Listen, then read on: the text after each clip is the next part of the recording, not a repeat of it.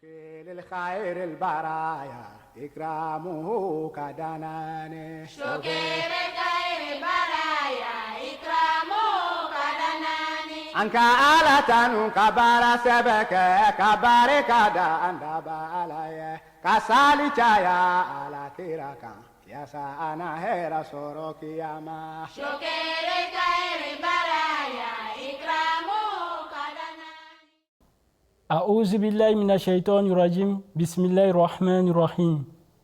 N'est-il pas vrai que les moyens de la nouvelle technologie ont-ils rendu plus efficaces les acquis de l'homme, notamment dans les domaines de déplacement, de communication et dans le traitement de l'information?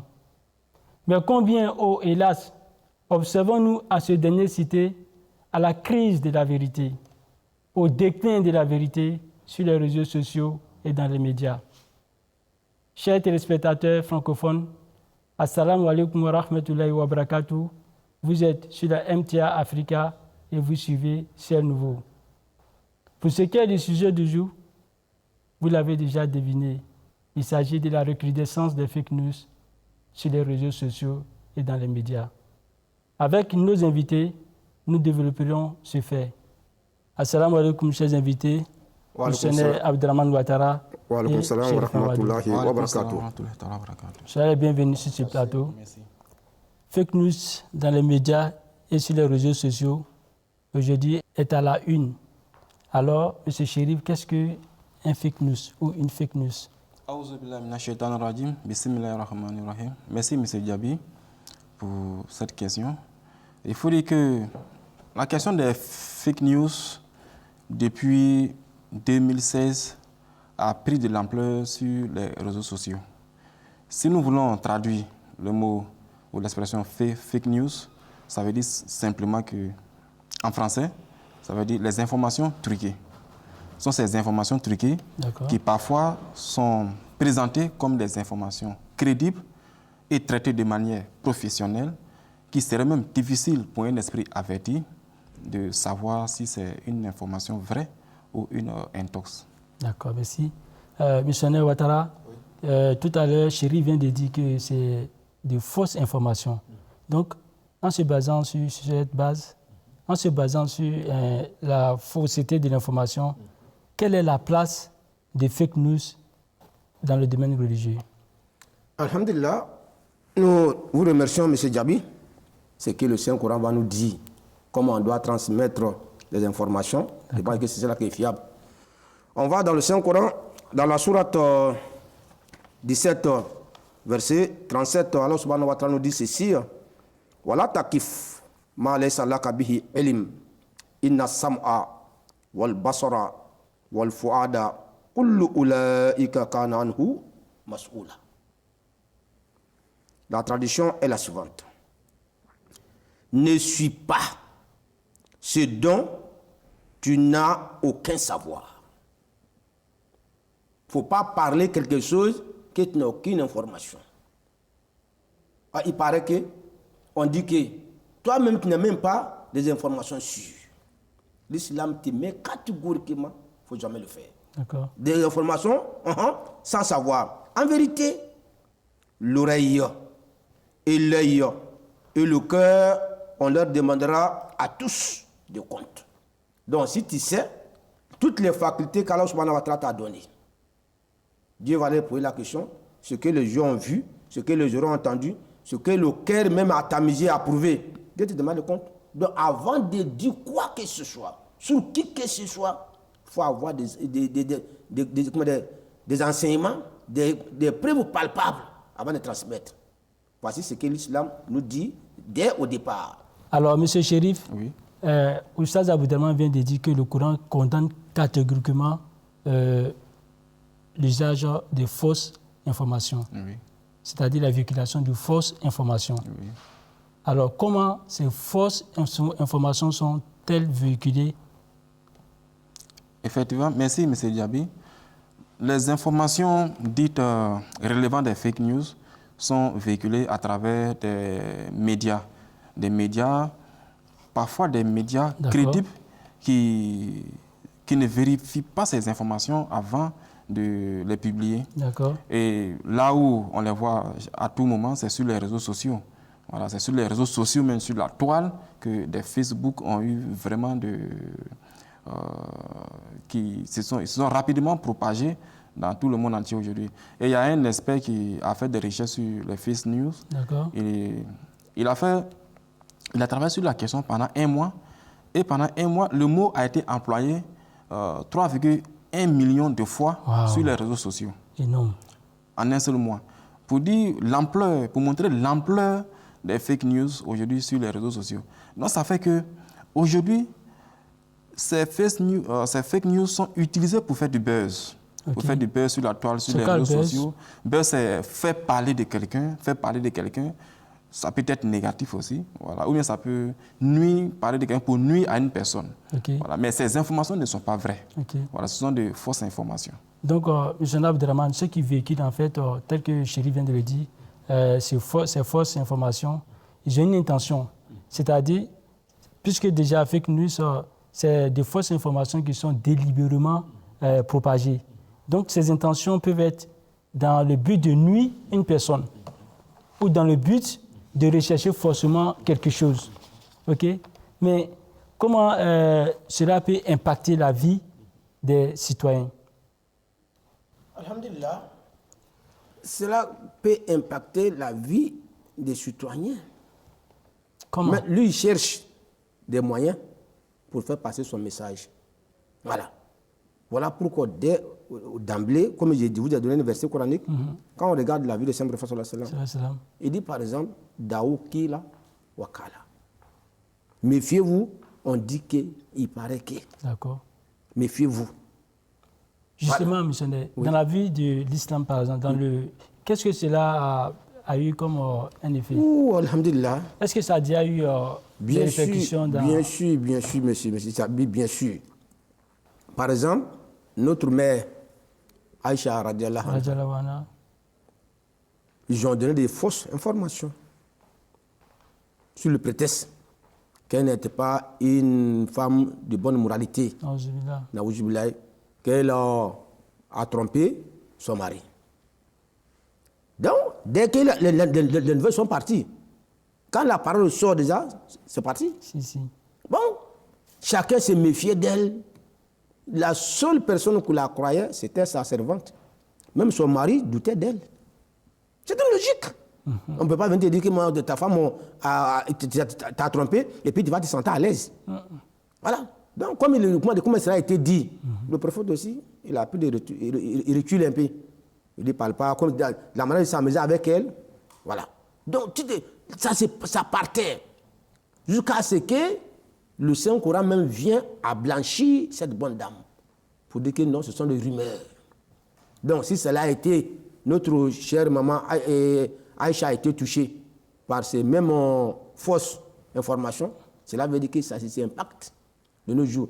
Et imaginons, si Dieu n'a pas révélé un verset coranique pour la blanchir, ça allait rester dans l'histoire. Ça allait rester dans l'histoire. Votre Aïcha, même une des femmes de prophète, elle avait commis cette telle chose. Mais heureusement, c'est Dieu qui a fait le palabre de Aïcha, la mère de croyante. Et puis aujourd'hui, alhamdulillah, on était sauvés, sinon c'est grave. Okay, donc, si je comprends bien, c'est comme si les rumeurs, la nouvelle appellation, on peut dire aujourd'hui, dans notre temps, non, ce sont les fake news. C'est les fake news. Voilà. Ce qui veut dire que ça existe il y a longtemps et que c'est un moyen qui est utilisé pour dénigrer des personnalités. Effectivement. Okay? Donc, dans ce cas-là, son impact dans la vie de Aïcha, qu'est-ce que cela a eu, radiallahu anha? Qu'est-ce que cela a engendré réellement? Voilà. Puisque déjà vous dites que le prophète Mohammed commençait à reculer. Oui. Qu'est-ce que ça a créé niveau d'Aïcha? D'abord, elle ne peut pas faire autre chose. Elle dit que c'est faux. Mais qui va la croire? Vous voyez? Elle se réfère seulement à Dieu.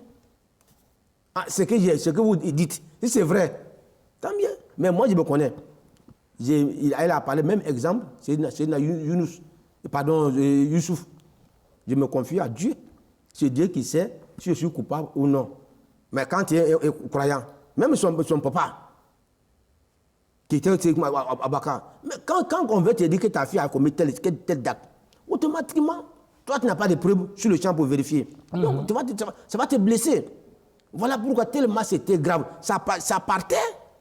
Voilà pourquoi Allah subhanahu wa ta'ala a coupé tout qu'il a révélé.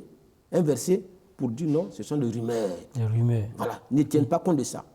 Ok, nous en viendrons tout à l'heure. Monsieur Chérif, à entendre ce que Oussa Aboudraman vient de dire, ça veut dire que ça a un impact considérable dans le milieu où ces fausses informations sont véhiculées.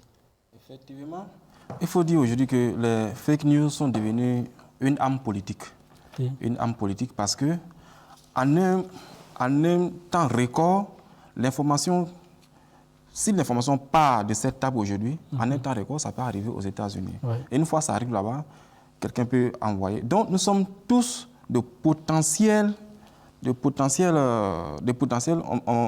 va dire des médias, oui. parce qu'on participe à propager l'information, de fausses informations. Okay. Donc, pour dire que c'est fait pour faire de la propagande, surtout même dans le domaine de la politique.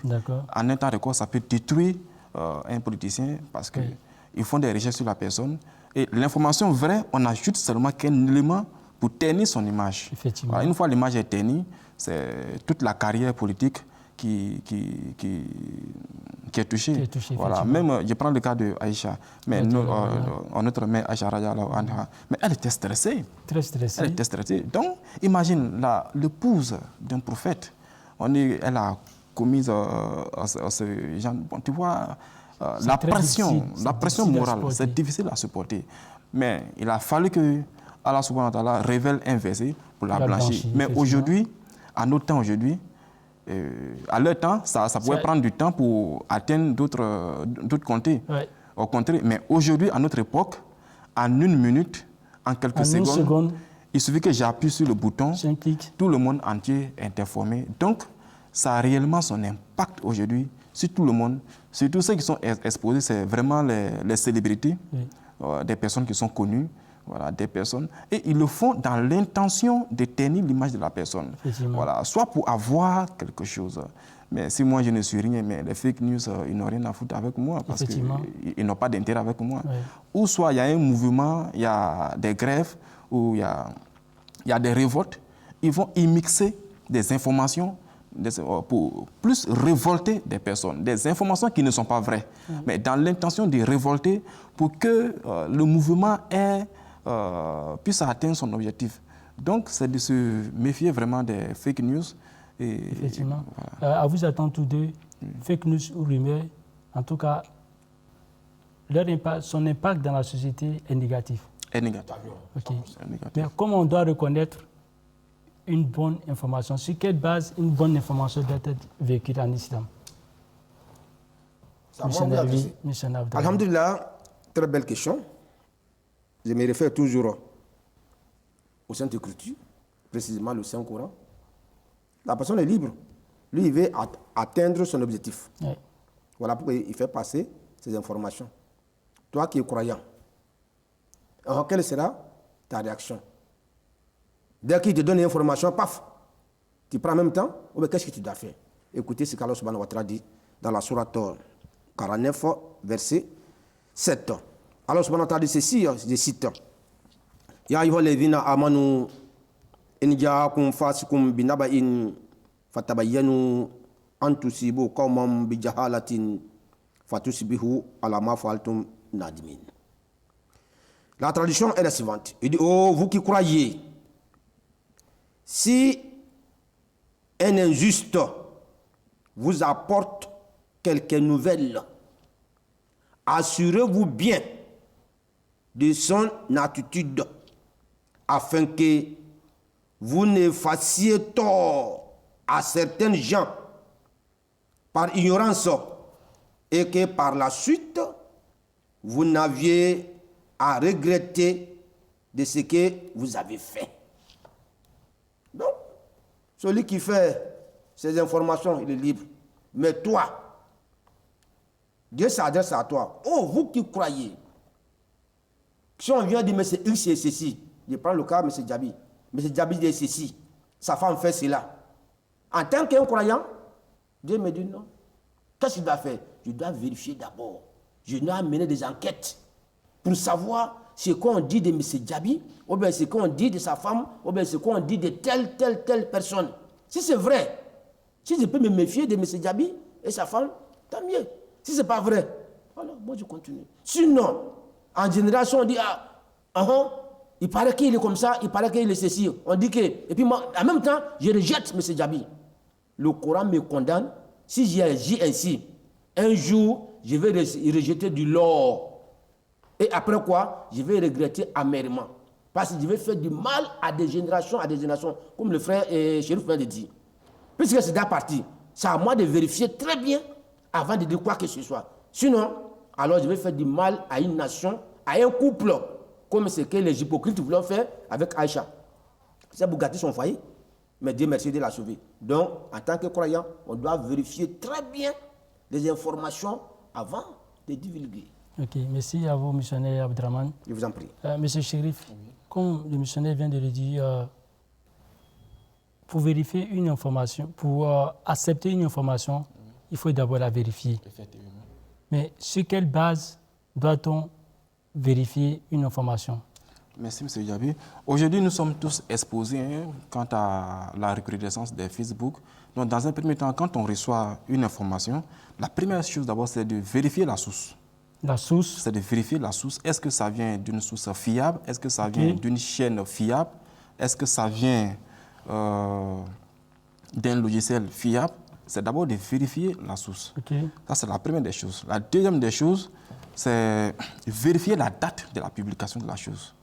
Voilà. On a vu tout récemment, dans certains groupes WhatsApp, ils ont partagé des vidéos où le pape était en train de faire le pèlerinage à la Mecque.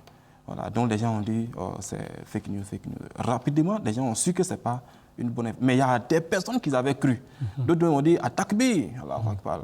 Mais quand même, c'est très facile. Voilà, c'est très facile. Le pape qui va se convertir comme ça, et puis voilà. Donc, il faut d'abord vérifier la date. La troisième des choses, il faut utiliser des sites de vérification. Il y a des sites de vérification, je ne sais pas s'il faut les citer. Non. Ou bien ça va. Ok, d'accord. Il y a des sites de vérification et il y a des décodeurs.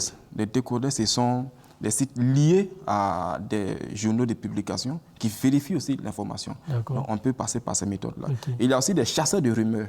Les chasseurs de rumeurs, ce sont des sites qui permettent de tamiser des informations. Donc, vous pouvez vous renseigner sur ces sites-là. D'accord. Voilà. Donc, ce que les téléspectateurs doivent savoir, c'est que, à vous entendre, tous deux, celui qui délibère un fake news a forcément une intention. Une intention. Okay. Oui. Donc, le Coran même a parlé le mot injuste. Okay. C'est-à-dire, cette personne, elle n'est pas animée d'une bonne intention. Effectivement. Okay. Mais comment est-ce que vous conseillerez, M. Abdraman, ces gens de personnes?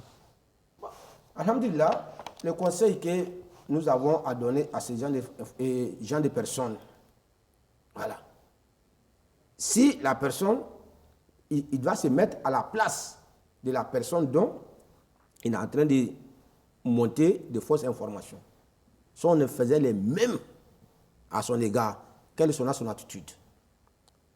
Il va aimer ou il ne va pas aimer?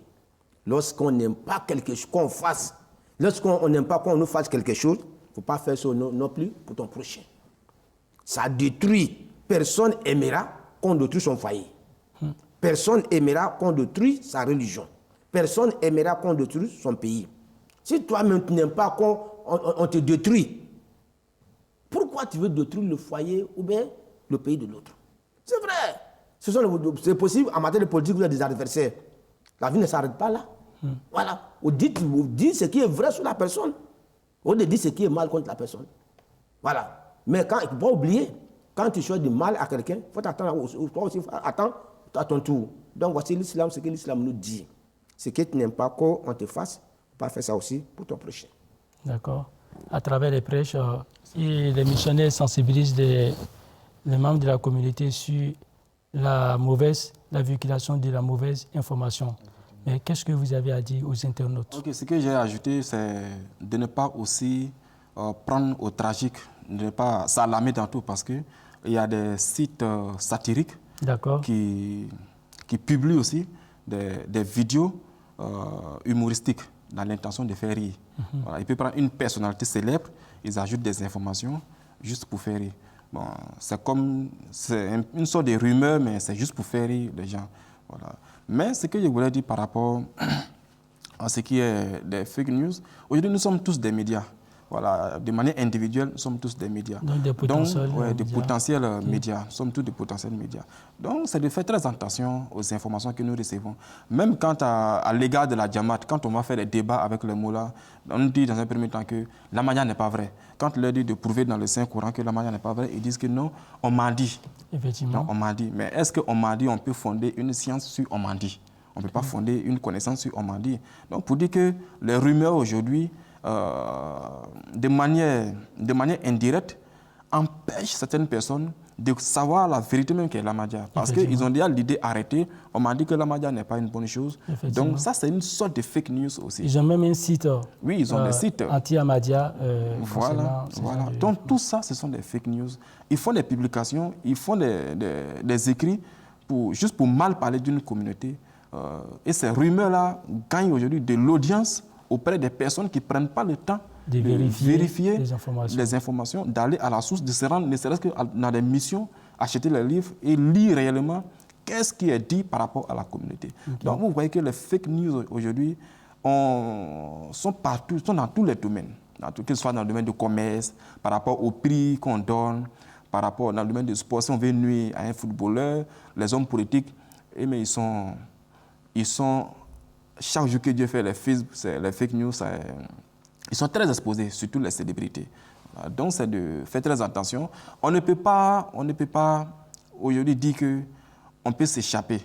Voilà. Le monde a atteint un niveau aujourd'hui où il est difficile de lutter contre ces choses, mais il faudrait que chacun soit très vigilant.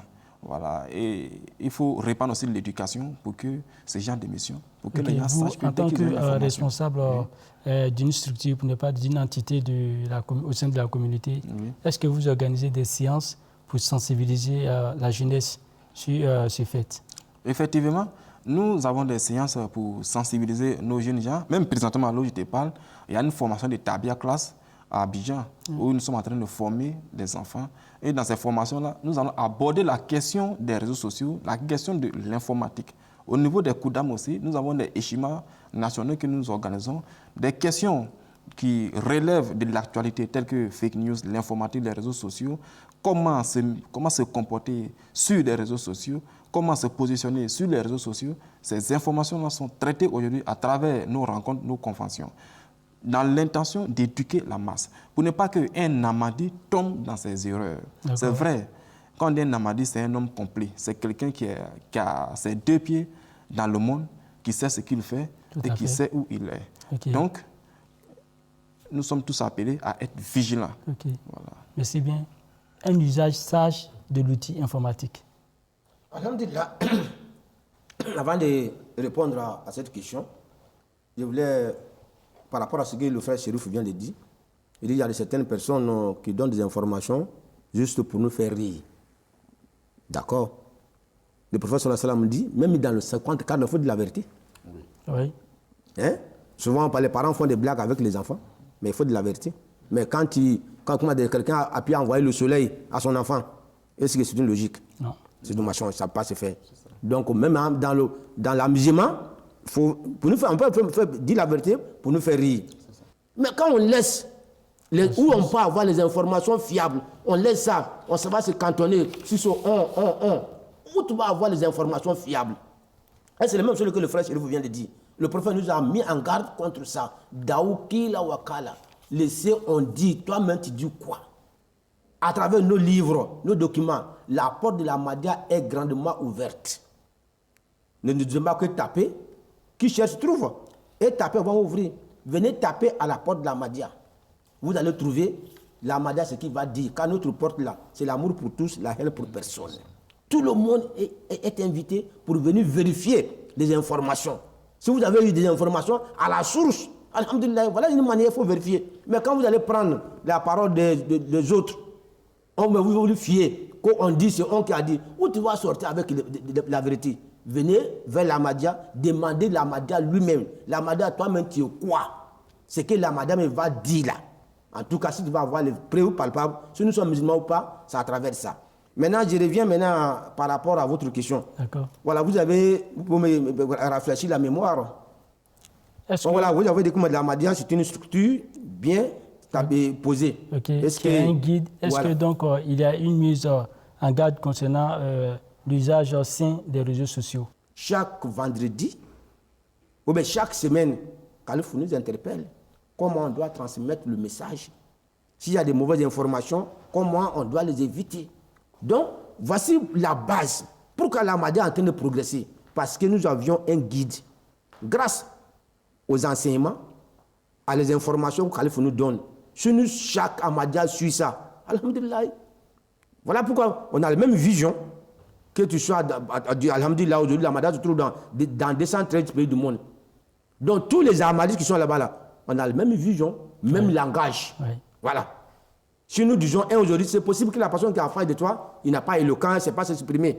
Mais ce qu'il est en train de te dire là, sache que son frère de l'autre côté, c'est le même. C'est grâce à quoi? Grâce au calife que nous avions dans cette communauté-là. Effectivement. Voilà, donc à travers ça, jamais, grâce à Dieu, on ne peut pas dire des langages différents. Comme mot de fin, j'invite toute la population, ces personnes qui nous regardent, je leur dis chaque fois qu'ils reçoivent une information, comme le missionnaire l'a dit, dans un premier temps, il faut aller à la source. Il faut chercher à voir la source et comment l'information est publiée, ça compte aussi. Sinon, aujourd'hui, nous sommes tous exposés aux fake news. Si vous ne faites pas attention, vous ne partez pas à la source pour vérifier l'information, vous ferez partie de ces personnes qui vont publier de fausses informations. Même si vous ne le faites pas sur les réseaux sociaux, mais le simple fait de dire à un ami, ah, j'ai entendu cela, on m'a dit, vous participez aussi à la publication de fausses informations. Tout à fait. Donc, c'est de vraiment aller à la source, d'aller à la source et vérifier chaque information. Même si vous n'avez pas les moyens aussi, les moyens informatiques d'aller à la source, mais en tant qu'un individu, quand tu reçois une information, il faut te ressaisir d'abord. D'accord. Il faut te ressaisir et il faut attendre à ce que des personnes crédibles viennent attester ce qu'on t'a dit comme information. Il ne faut pas être le premier à donner, ou soit il faut demander conseil auprès des sachants. Okay. Voilà, merci bien à vous, merci bien à vous. Alors, merci à vous d'avoir préparé l'élaboration de ce sujet. Chers invités, fake news, c'est la mauvaise information, la fausse information délibérée volontairement par une personne qui a une intention. Le prophète Mohammed sallallahu alayhi wa sallam a dit que le musulman est celui dont les mains et la langue épargnent de ses méfaits les autres. Sur ce, assalamu alaikum wa rahmatullahi wa barakatuh. Merci de nous avoir suivis. للخير البرايا إكرامه كدناني شكر خير البرايا إكرامه كدناني أنك آلة كبار سبك كبار كدان دبالاي كسالي جايا على تيراكا يا سانا هيرا سوروكي ياما شكر خير البرايا إكرامه